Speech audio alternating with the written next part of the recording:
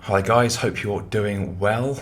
Now today I'm feeling inspired to talk a little bit about Liver King, aka Brian Johnson, who, brief story here, so he is a very popular influencer, very big, strong guy who is a huge advocate for living a primal lifestyle.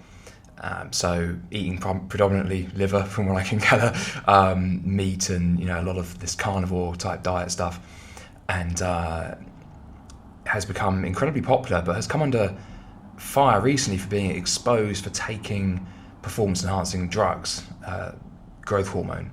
So this was a huge revelation to a lot of people, not least because he was talking about this healthy primal lifestyle and it didn't seem very congruent with that, but because he explicitly said in the past that he was not on performance enhancing drugs, and at the same time was heavily implying that his impressive physique was predominantly due to this primal lifestyle that he was leading.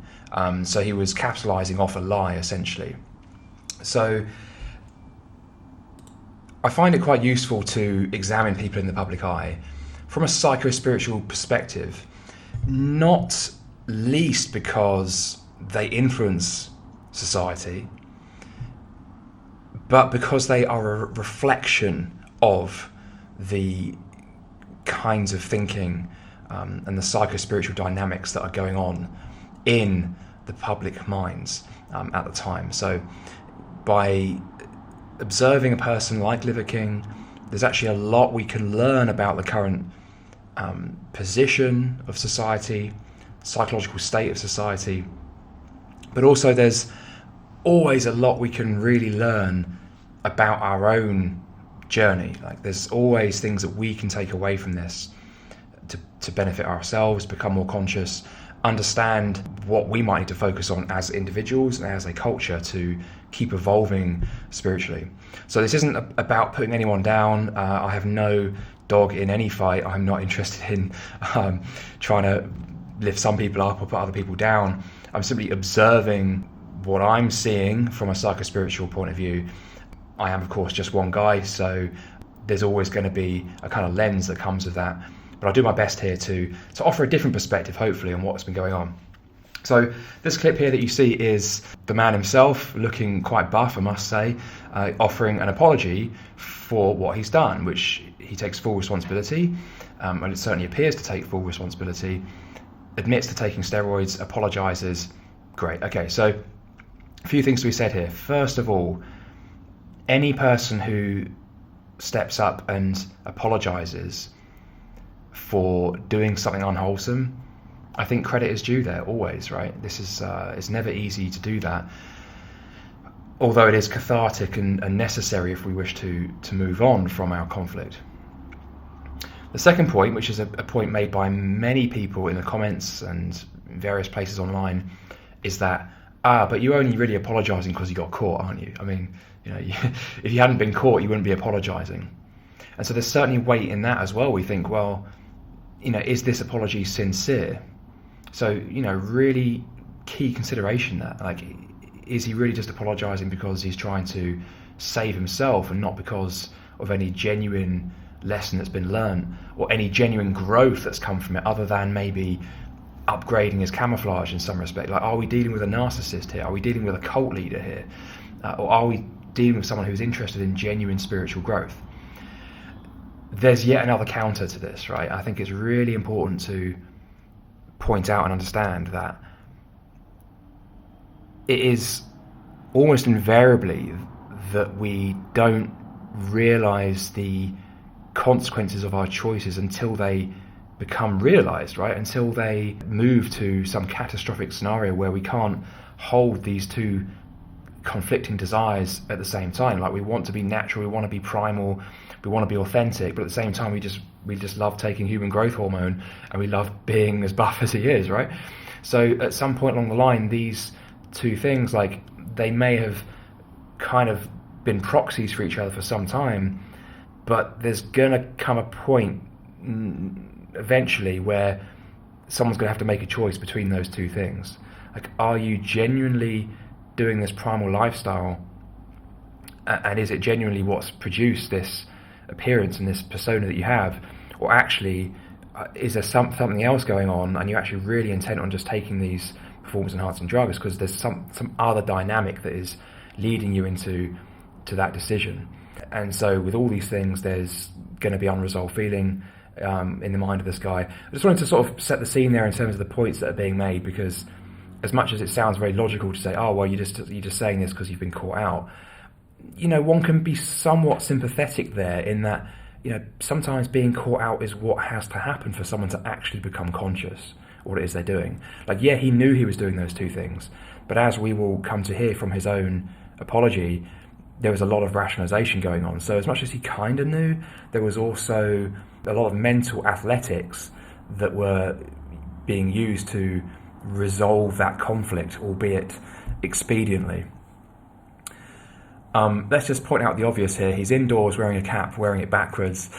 There's all kinds of things. Like the word persona has been thrown around a lot, not by me, but by a lot of people who are discussing this incident. And I think Liver King himself would probably acknowledge that Liver King is a creation, it's a character, it's a persona. But, you know, when we're talking about psychospiritual growth here and, you know, Jungian psychology, like the psychology of Carl Jung, which has been a big influence on me, the persona is, on one hand, useful in that it helps us navigate life, but it always comes at a cost in that it requires us to provide an energetic input to hold it up. Like, that's how we see ourselves. And the reason we want to see ourselves that way is because it defends against an unresolved feeling. And so we project this image out into the world, and it's how we view ourselves. And then whatever's the opposite of that in our shadow is the thing that we really want to defend against.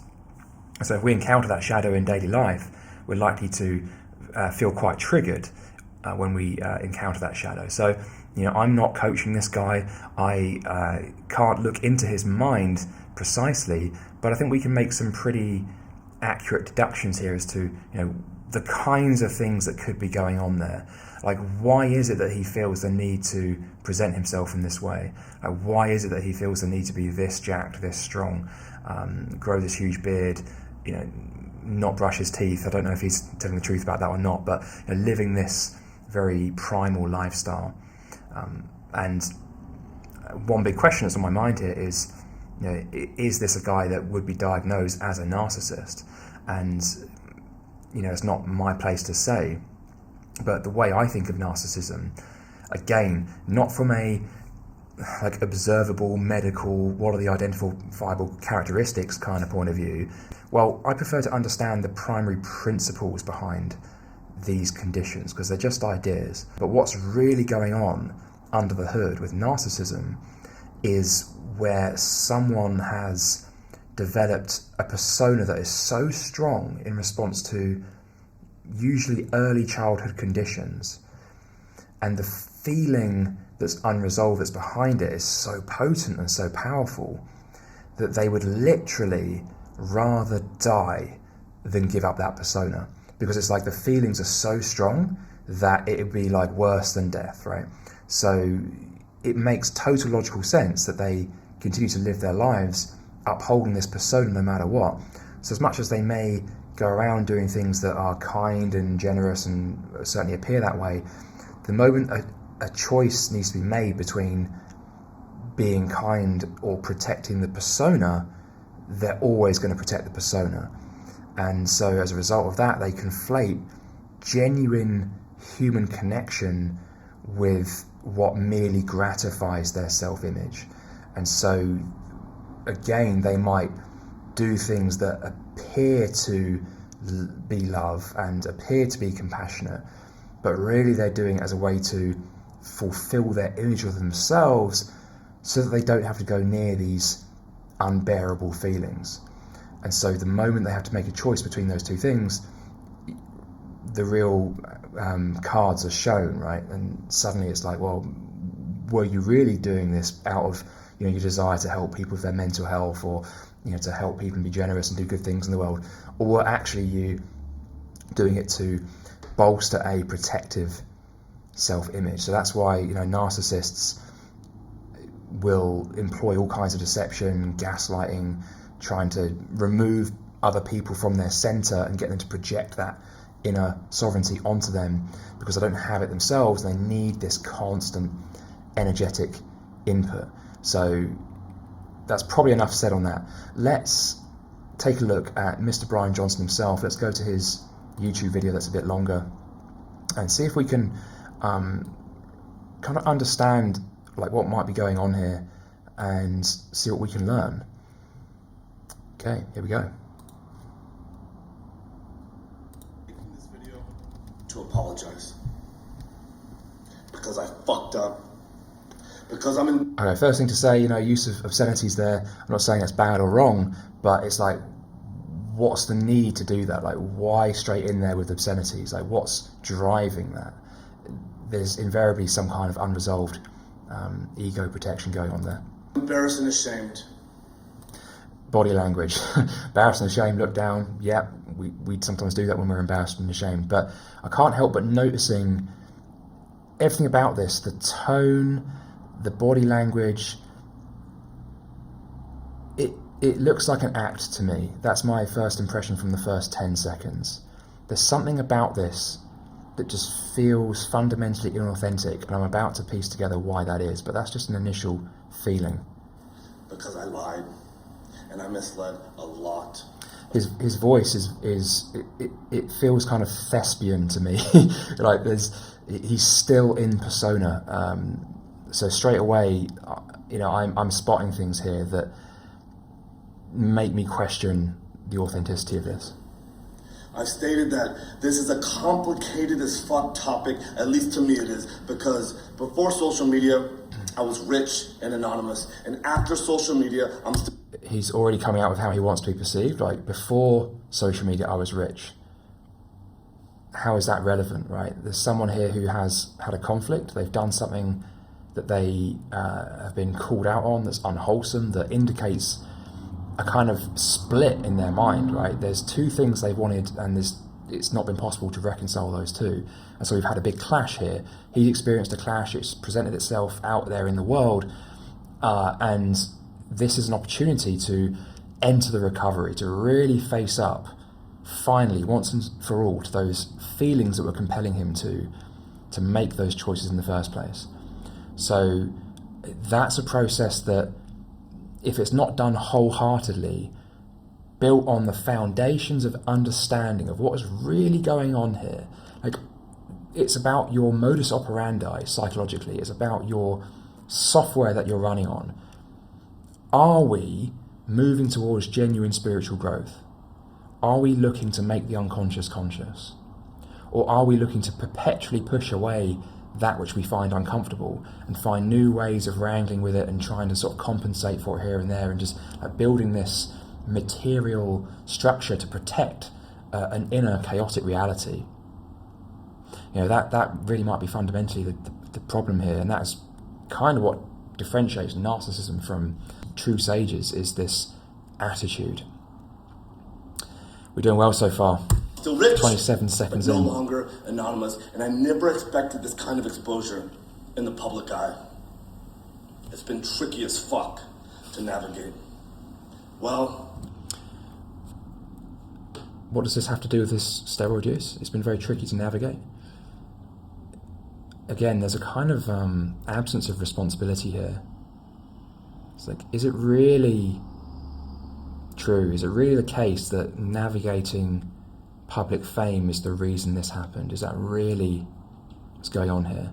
Now, the thing is, this is not a judgment, because these are the kinds of thoughts that tend to go through the mind. These are ego constructions that happen based on simply making sense of what a person is conscious of. If he's experiencing some pain right now, he's experiencing a lot of things, and this is just the narrative his mind is spinning as a way to explain all of those things he's experiencing. But the reason he's not really getting to the heart of it, because there's still a feeling deep there buried that is unresolved, and it may or may not be resolved. That's really on Liver King as to whether he makes that choice to really truly experience that and integrate it. Clearly, I did it wrong, and I'm here now to set the record straight. Yes, I've done steroids, and yes, I am on steroids, monitored and managed by a trained hormone clinician. Liver King, the public figure, was an experiment to spread the message, to bring awareness to the 4,000 people a day who kill themselves, the 80,000 people a day that... Do you see how quickly he's moved on from the real issue? That's called minimization. So talking about his steroid use, admitting to it, there's no way he could get around that. So that's kind of like the concession that someone who is trying to defend themselves will do, but it will be instantly followed up with a kind of rationalization, right? A kind of, yeah, I did it for this reason and that reason, and all these other things, like I'm doing it with medical professionals and I was doing it to help people and all this sort of thing. So these are still ego narratives as a way to explain away something and avoid the real work of actually facing a feeling that's underpinning all of this. That try to kill themselves. Our people are hurting at record rates with depression, autoimmune, anxiety, infertility, low ambition in life.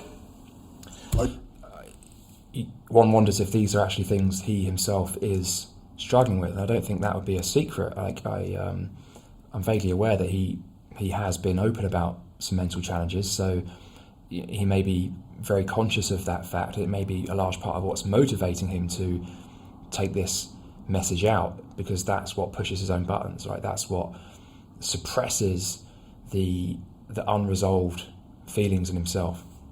Our young men are hurting the most, feeling lost, weak, and submissive. So I made it my job to model, teach, and preach a simple, elegant solution called ancestral living, the 9 ancestral tenets, so our people no longer have to suffer, so we can collectively express our highest and most dominant form. This is my fight. This is why I exist.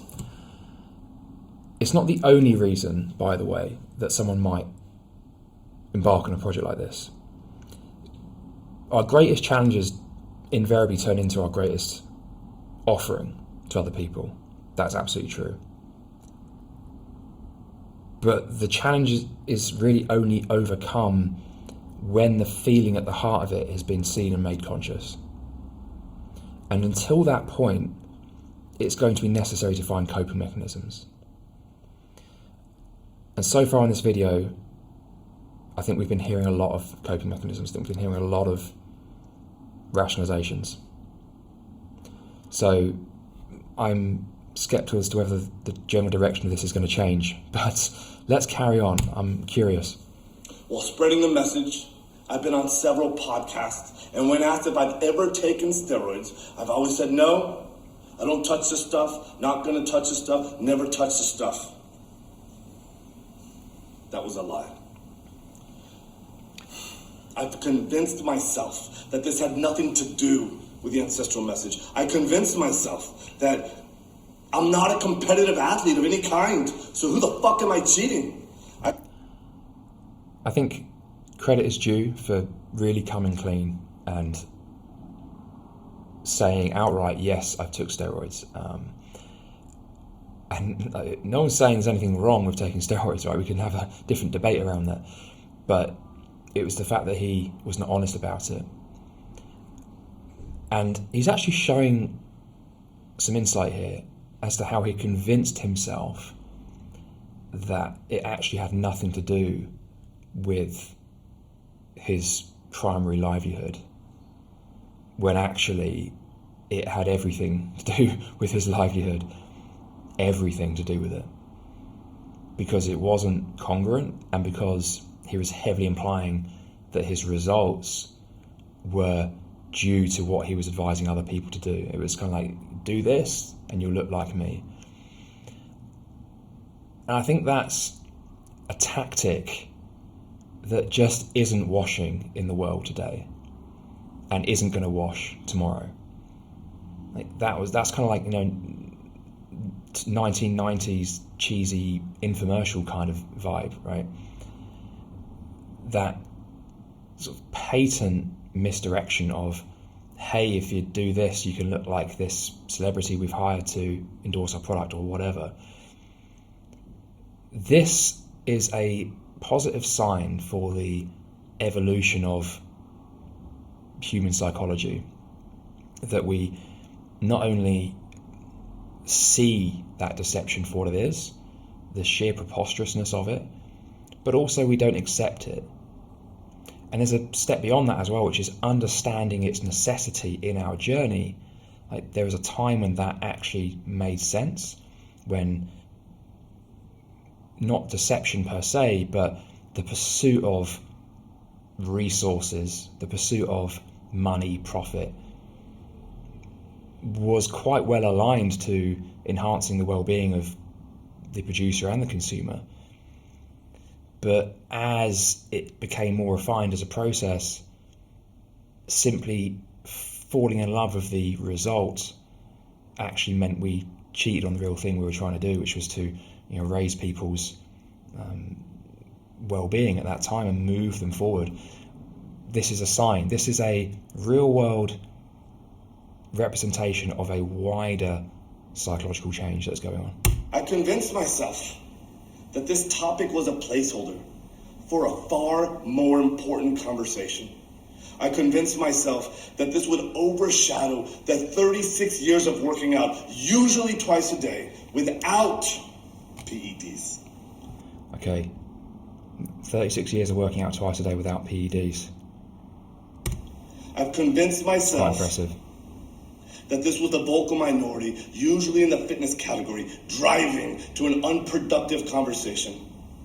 And I had convinced myself that this would be the wrong message to send to the 15-year-old boys. So I continually dismissed it, and I dug myself into a bigger and deeper hole. He became attached to a coping mechanism, right? That's regrettably what happens when, rather than facing up to the feeling, we find a coping mechanism, and then it becomes the point and we get stuck there. And it may look like what we need, but it can never be the real thing. It's just an impermanent representation of something that looks like what we really need. So I don't know what Liver King really needs, but I've got some idea of the general area that might fall in. And it would seem that there's a very general area. We call it narcissistic supply, and it basically encompasses attention, admiration, and validation. So I think that's probably a large part of what's going on here. I have only myself to blame. I did that, and it was all wrong. Listen to the language. Blame and wrong. There's no one here to blame, right? It's not like, what do we mean by wrong? Okay, wrong implies that there's a kind of, possibly a persona shadow dynamic going on, but certainly a judgment, right, around this is wrong, this is right, this is wrong. And that's not useful beyond a certain point. It's not like there is such a thing as inherently wrong. It's just that there are things that are conducive to moving forward, and there are things that are likely to make you deviate off track. But if all you ever did was things that took you off track, and you end up like Liver King, right, being caught in front of millions of people lying and taking steroids, well, the stronger the impetus to actually get back on track. So, like, if he hadn't made a wrong move in such an extreme way, he wouldn't be doing this right now. This is kind of the first comment I made here, is that it is by being caught, and it is by pushing things away to such a degree that it has slammed back in such a violent way, because it's such an extreme reaction that he's just had to come clean. He's doing it in a way that minimizes it and protects his own feelings that he's not dealing with, but it is actually only because of this that now some good is coming from it. I will be better. I will talk about it openly, because I believe that there's a time and a place for pharmacological intervention monitored and managed by a trained hormone physician. In 2021, when I was 43 years old. What was that number again? 36 years of training without drugs, twice a day, and he's now, how old did he say, 43? In 2021, when I was 43 years old. Just doing the maths on that, does that mean he was working out twice a day since he was 8 years old? Or is he saying that he started taking drugs at the age of 36? In which case, he can't have possibly been working out twice a day for 36 years. So there's something, and this may not be a deliberate lie, but this is an inconsistency. And this is actually quite a common thing with narcissism, actually, is that they, even there's the deliberate lies and they know they're telling a lie, but actually a lot of it is just the machinations of a mind that is pushing so much away that it's just like pulling at disparate data points as a way to sort of try and make things fit. But actually it's like they kind of end up inevitably contradicting themselves, because any one of these things would just be too painful to sort of unravel. It's like, even admitting that it wasn't 36 years, it was only 20 years or something, it's like it makes him look less good, right? It makes him look less like the persona.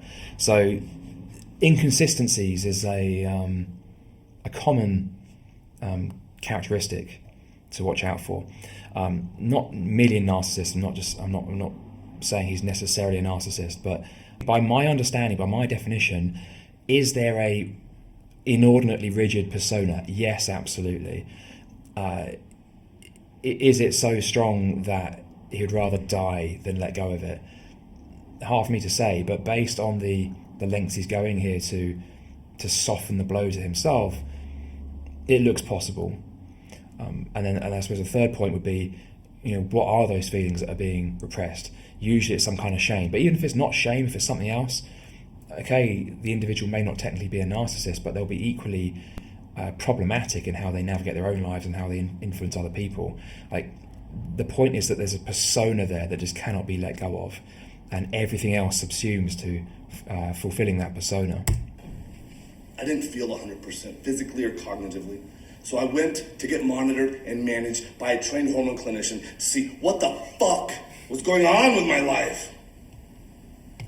And so yes, it's true. I have tried several peptide combinations in an effort to increase my growth hormone, and it didn't work, meaning that my levels still remained below the normal level. So yes, it's also true that I've tried pharmaceutical grade growth hormone, and I finally found success in managing therapeutic levels in the normal range. Interesting. Watch the body language. Let's go back. Found success in managing therapeutic levels in the normal range. There's something uncomfortable there about him saying in the normal range. He sort of looks to the side and does this thing with his jaw. It's almost like there's a painful feeling associated with that he's trying to push away again. So make of that what you will. I don't know if that necessarily means he's lying there, but there's something about that which that doesn't quite wash with me. I'm not 100% convinced either that it's true or that he wishes it was true. Maybe it's like he wishes it wasn't normal range, or something. Yes, this is true. I've continued on with 0.6 cc's of testosterone per week, roughly 120 milligrams of testosterone a week. And no, I don't take any other steroids like nandrolone or winstrol, but I have tried them in the past without success. No, yes. I don't take steroids, so I don't know if that's a lot. I should probably ask some friends of mine who do take steroids. Yeah, 120 mil, is that a lot? It's also true that my blood chemistry got all fucked up while taking nandrolone and winstrol. My lipids got all deranged. My liver enzymes went sky high, which is why clinical oversight is an absolute must. Nope. The Liver King brand has had nothing, or at least very little, to do with my business success. My companies were already kicking ass, already successful before the Liver King public figure, growing at 50% year over year and still growing at the same pace after the Liver King public figure. A lot of points there. So you notice how he's still kind of presenting this image of himself like successful, businesses were growing prior to this brand, and he's sort of saying that none of this really mattered. I know I'm apologising, but none of this really mattered. I'm still really successful. So he's presenting how he wants to appear, right? And how he wants to appear is the compensation for what's going on underneath. Yeah, I'm already so successful and it's growing 50% a year, and it continues to grow at 50% a year. Now, clearly that is not true, right? It may be about 50%, like maybe 40% one year and 60% the next, or something like that. But to sort of casually just throw out these numbers like 50% a year and continue to grow 50% a year, I would hugely question that. Like, no company grows exactly 50% a year every year, like permanently. There's no way that's true. So yeah, I'm not buying this. Nope. I've never had ab implants, ab etching, or any other plastic surgery, and I sure as fuck never actually had gene editing done in Singapore.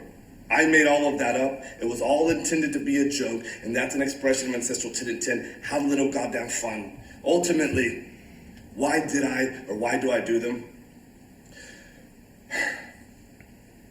When I talk about the 85% of the population that suffers from self-esteem issues, that's me.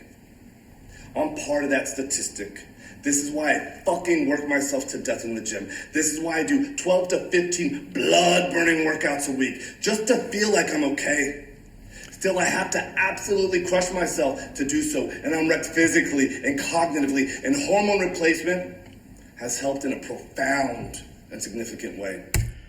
So here we're seeing a example of a wider belief that exists in society, right? It's this kind of materialist view of mental health where, okay, I suffer from self-esteem, low self-esteem, therefore I should do this, I should go to the gym and I should work on my self-esteem. Jung talked about this in a way. He talked about like the development of the persona and the ego being the most important thing in the first half of life. Although it was more of an observational thing. It was like that's sort of what happened, right? People would develop a persona and an ego, and then eventually around midlife, between the ages of like maybe 35 to 45, 50, if it happened, they would suddenly go, hey, like this persona isn't really working out for me. Is this all there is? And not least, actually, they would sense something. Like the self knows, right, that there's more to life than what the persona is gearing us up for, and what the ego is telling us. It knows, right? It's just a knowing. So naturally, there's going to be a lot of change at that time. Is it any coincidence that Liver King himself is around that midlife period? I suspect that's a huge part of it. And so what's happening here is the persona is digging its claws in it. It's like it's really, really going for it. It doesn't want to be let go of. So a lot of this is a way to compensate for an ever-increasing like dead weight of something unresolved. And I respect him for coming out and admitting that he's had some mental challenges here. But the huge misconception is that the way to address that is to poke and control the world. And going to the gym can certainly play a role, sure, but ultimately these are all tools and techniques that want to be used in conjunction with deep inner work, like really looking at what it is that's driving this behavior. What is this behavior in a response to? And if we can make those feelings conscious, then we can actually have a choice about it. So I actually have my own story here, in that I love to go to the gym, and I go to the gym most days, but now that I'm no longer afraid of being out of shape, going to the gym is wonderful. Like, it's so much more enjoyable, and actually I'm getting better results as a result of letting go of that fear. So we no longer have to act out of these preconditioned patterns when we do that. We can then act with freedom. So you can still go to the gym, you can still take steroids, you can still eat a mountain of liver and bullseyes and testicles and things like that, if that's what you want to do. But you'd no longer be needing to do it out of a craving or an attachment to those things, or out of a compulsive need to be seen a certain way. So I say this with utmost compassion for Liver King, and respect him for coming clean. And I think this is an example of a huge need in society to move away from this materialist, overarching issue which says, if only we can just change our environment or take the right medication, then we'll be fine. And it's like, no, everything comes from the mind. So that's really where we want to be doing our work. And still, I believe that the path to paradise is paved in fucking hell. I previously have kind of said agree. in a weird way, I'm grateful for the recent events that have shed light on this complicated as fuck topic. I knew I needed to take this opportunity to openly discuss everything. Opportunity, for me indeed. to be a better human. Yeah. If there are any questions that remain unanswered, send them my way. I fully own that I fucked up. I am as sorry as a man can be. And all I can do is take extreme ownership right now, be better, and lead myself to a better life as a better human. Again, thank you to everyone for the support, the criticism, the love, the hate, and above all else, the loyalty. Liver King. Yeah, so this is clearly a key juncture in this man's journey, and it'll be interesting to see how it does unfold for him from here. Does he carry on with the hormones? Does he drop those? Does he carry on doing both? To what extent does that now affect his brand? In fact, on that note, we will finish just by going to his Instagram profile briefly, because I think what is interesting to see here is the comments, right? So people respect Liver King, still a king, everyone knew you took sups, bro, not a big deal. So I stand with Liver King. Okay, so the general theme I think of these comments is like people are still standing by him, or at least a lot of people are still standing by him. I'll be honest, I had never heard of him until this happened. So that's interesting, right? Because like me and this guy hadn't resonated in that way until he came on my radar as someone who had been dishonest publicly, and that's the only reason I heard of him. So that there's something interesting in that I wasn't drawn to whatever else he was talking about prior to that. A lot of these guys, of course, are right behind him. So final point here is that because one of the main things I'm doing at the moment is I'm writing an ebook about cults for a start, so about how to recover from exploitative cults. And I define a cult as any group led by a leader who encourages a codependent dynamic using undue influence. So that's behavioral control, information control, thought control, emotional control, or some combination of those things, which includes deception, includes lying, and encourages the projection of unconscious content onto the leader as a way to remove people from their center and supply them with the narcissistic supply: admiration, validation, attention.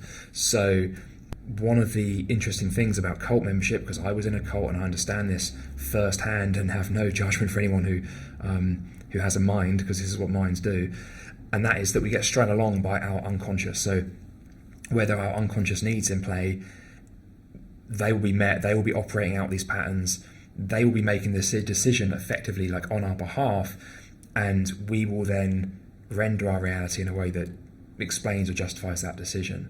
And so what you're seeing here is a lot of people who have already decided to follow this guy. They're not following him because he wasn't taking steroids. They're following him for all kinds of other reasons. So that's just something that's being observed here, is that few people here are doing a sort of in-depth analysis on this guy like I am, or are looking at his profile for the same reasons that I am. I'm interested in what we can learn about ourselves, what we can learn about the culture more widely, and what's going on in the minds of people. And one thing we can clearly see here is that there are people following him for reasons that are unconscious to them, that he is fulfilling an unconscious need in them. And so there's a case here for anyone doing that to look at that and go like, why is it that I'm attracted to this person? Doesn't mean you have to stop following them at all. It just means that it's worth looking at how through this dynamic one was able to kind of get one over on you by drawing you in through some kind of unconscious need. There's a lot of value to be found in that. I shall leave that there. I hope that was interesting, useful, entertaining, all the above, and I will speak to you next time.